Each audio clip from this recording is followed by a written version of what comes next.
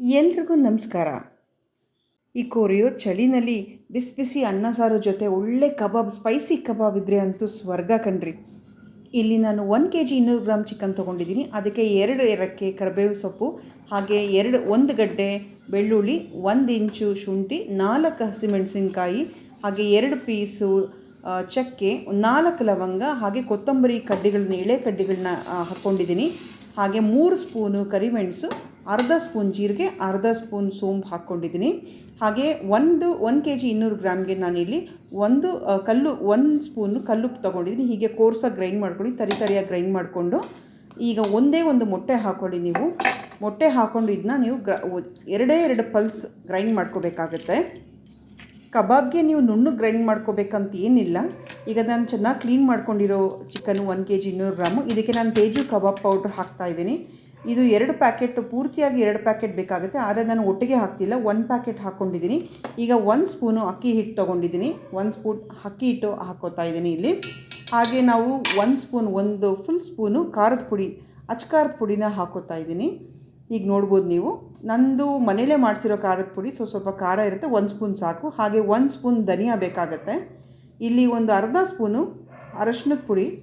ಹಾಗೆ ಇಲ್ಲಿ ನೀವು ನೋಡ್ಬೋದು, ಯಾವುದೂ ನಾನು ಆರ್ಟಿಫಿಷಿಯಲ್ ಕಲರ್ಸ್ ಏನೂ ಹಾಕಲಿಲ್ಲ. ಅಂದರೆ ಕೆಲವರು ಕಲರ್ ಹಾಕ್ತಾರೆ, ನಾನು ಕಲರ್ ಹಾಕಲಿಲ್ಲ, ಇಲ್ಲಿ ಇಷ್ಟೇ ಸಾಕು. ಹಾಗೆ ಇಲ್ಲಿ 3 ಸ್ಪೂನು ಕಾರ್ನ್ಫ್ಲೋರ್ ಹಾಕ್ಕೊಂಡಿದ್ದೀನಿ. ಮತ್ತು ನಾವು ಎಣ್ಣೆಗೆ ಹಾಕೋಕ್ಕೆ ಮುಂಚೆ 1 ಸ್ಪೂನು ಅಥವಾ 2 ಸ್ಪೂನ್ ಕಾರ್ನ್ಫ್ಲೋರ್ ಅಗತ್ಯ ಬೀಳ್ಬೋದು. ಸೊ ಇಲ್ಲಿ ನಾನು 3 ಸ್ಪೂನ್ ಕಾರ್ನ್ಫ್ಲೋರ್ ಹಾಕ್ಕೊಂಡಿದ್ದೀನಿ. ಇಲ್ಲೊಂದು 4 ಹಸಿಮೆಣಸಿನ್ಕಾಯಿ ಸ್ಲಿಟ್ ಮಾಡ್ಕೊಂಡಿರೋದು, ಹಾಗೆ ಕರಿಬೇವು 1-2 ಹಾಗೆ ಕಾಶ್ಮೀರಿ ಚಿಲ್ಲಿ ಪೌಡ್ರು 1 ಸ್ಪೂನ್ ಹಾಕ್ಕೊಂಡಿದ್ದೀನಿ. ನಿಮಗೆ 2 ಸ್ಪೂನ್ ಬೇಕಾದರೆ ಹಾಕೋಬೋದು ಕಾಶ್ಮೀರಿ ಚಿಲ್ಲಿ, 1 ಸ್ಪೂನು. ಹಾಗೆ ಗ್ರೈಂಡ್ ಮಾಡಿರೋದು ತರಿಯಾಗಿರುವಂಥ ಮಿಕ್ಸರ್ ಜಾರ್ನಲ್ಲಿ ಗ್ರೈಂಡ್ ಮಾಡಿರೋವಂಥ ಮಸಾಲ ಹಾಕ್ಕೊಂಡು ನೀವು 1 ಸ್ಪೂನ್ ಎಣ್ಣೆ ಹಾಕ್ಕೊಂಡು ಮಿಕ್ಸ್ ಮಾಡ್ಕೋಬೇಕು. ಇದನ್ನ ಆದಷ್ಟು ಹುಷಾರಾಗಿ ನೀಟಾಗಿ ಮಿಕ್ಸ್ ಮಾಡ್ಕೊಳ್ಳಿ. ಬೇಕಾದರೆ ನೀವು ಗ್ಲೌಸ್ನೇ ಯೂಸ್ ಮಾಡ್ಕೋಬೋದು, ಖಾರ ಆಗುತ್ತೆ ಕೈ ಅನ್ನೋದಾದರೆ.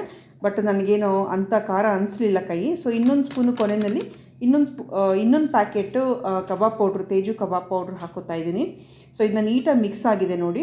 ಯಾವುದೇ ಕಾರಣಕ್ಕೂ ನೀರು ಹಾಕೋಬೇಡಿ, ಮೊಸರಂತೂ ಹಾಕೊಳ್ಳೇಬೇಡಿ, ನೀರು ಬಿಟ್ಕೊಬಿಡುತ್ತೆ.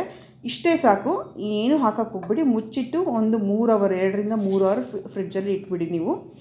ಈಗ ನಾನು ನಿಮ್ಗೆ ಅರ್ಜೆಂಟ್ ಇದ್ದರೆ 1 ಅವರ್ ಅಲ್ಲಿ, ಅರ್ಧ ಗಂಟೆಯಿಂದ 1 ಅವರ್ನಲ್ಲಿ ಯೂಸ್ ಮಾಡ್ಕೋಬೋದು. ಈಗ ನಾನು ಎಣ್ಣೆಗೆ ಹಾಕೋಕ್ಕೆ ಮುಂಚೆ, ಎಣ್ಣೆ ಕಾದಿದೆ, ಹಾಕೋಕ್ಕೆ ಮುಂಚೆ 2ರಿಂದ 3 ಸ್ಪೂನು ಬಿಳಿ ಎಳ್ಳನ್ನು ಹಾಕ್ಕೋತಾ ಇದ್ದೀನಿ. ಈಗ ನೋಡಿ ನಾನು ಹಾಕ್ಕೋತಾ ಇದ್ದೀನಿ, ಚೆನ್ನಾಗಿ ಮಿಕ್ಸ್ ಮಾಡಿಕೊಂಡು ಹಾಕ್ಕೋತಾ ಇದ್ದೀನಿ. ಇದನ್ನ ಫ್ಲೇಮ್ನ ನೀವು ಒಂದೇ ಸಮನೆ ಇಟ್ಕೋಬಾರ್ದು. ಮೊದಲು 1 ನಿಮಿಷ ನೀವು ಹೈ ಫ್ಲೇಮಲ್ಲಿ ಇಟ್ಕೋಬೇಕು, ಆಮೇಲೆ ಮೀಡಿಯಮ್ ಫ್ಲೇಮ್ಗೆ ತರಬೇಕು. ಮೀಡಿಯಮ್ ಫ್ಲೇಮಲ್ಲಿ ನೀವು ಒಂದು 10 ನಿಮಿಷ ಬೇಯಿಸ್ಕೋಬೇಕಾಗತ್ತೆ. ಸೊ ನೋಡ್ಕೊಳ್ಳಿ, ನೀವು ನಿಮ್ಮ ಬಾಣಲಿ ಅಥವಾ ನಿಮ್ಮ ಕಡಾಯಿ ಯಾವ ಥರ ಇರುತ್ತೆ ಅದು ನೋಡ್ಕೊಂಡು ಫ್ಲೇಮ್ ಅಡ್ಜಸ್ಟ್ ಮಾಡ್ಕೋಬೇಕು. ಈಗ ಕಬಾಬ್ ರೆಡಿ ಆಗಿದೆ, ಬಿಸಿ ಬಿಸಿ ಅನ್ನನೂ ರೆಡಿ ಇದೆ. ಇದಕ್ಕೆ ನೀವು ತುಪ್ಪ ಹಾಕ್ಕೊಂಡು ನೀವು ರಸ ಮಾಡ್ಕೋತಿರೋ ಅಥವಾ ಬೇಳೆ ಸಾರು ಮಾಡ್ಕೋತಿರೋ, ಅದು ನಿಮ್ಮ ಟೇಸ್ಟಿಗೆ ತಕ್ಕಂಥದ್ದು, ಹಾಗೆ ಸಮಯಕ್ಕೆ ತಕ್ಕಂಥದ್ದು. ನಾನು ಇಲ್ಲಿ ಬೇಳೆ ಸಾರು ಮಾಡ್ಕೊಂಡಿದ್ದೀನಿ. ಇದಕ್ಕೆ ಸ್ಯಾಲಡ್ಡು, ನಿಂಬೆಹಣ್ಣೆಲ್ಲ ಹಾಕ್ಕೊಂಡಿದ್ದೀನಿ. ಹಾಗೆ ಇಲ್ಲಿ ಕಬಾಬು ಮತ್ತು ನಾನು ಇನ್ಸ್ಟೆಂಟ್ ಚಿಕನ್ ಫ್ರೈ ಮಾಡಿದ್ದೆ. ನಮ್ಮ ವೀಡಿಯೋನಲ್ಲಿ ನೀವು ಚೆಕ್ ಮಾಡ್ಕೋಬೋದು. ತುಂಬ ಕ್ವಿಕ್ಕಾಗಿ 15 ನಿಮಿಷದಲ್ಲಿ ಆಗುತ್ತೆ ಚಿಕನ್ ಫ್ರೈ, ನೀವು ಅದನ್ನು ಮಾಡ್ಕೋಬೋದು. ಇಲ್ಲಿ ನಾನು ಬೇಳೆ ಸಾರು ಹಾಕ್ಕೊಂಡು ಚೆನ್ನಾಗಿ ಕಲಿಸ್ಕೊಂಡು ಬಿಸಿ ಬಿಸಿ ಮಳೆಗೆ ತುಂಬ ರುಚಿಯಾಗಿದೆ. ನೀವು ಲೈಕ್ ಹಾಗೆ ಸಬ್ಸ್ಕ್ರೈಬ್ ಮಾಡಿ. ಟೇಸ್ಟ್ ಅಂತೂ ಸೂಪರಾಗಿದೆ. Thank you.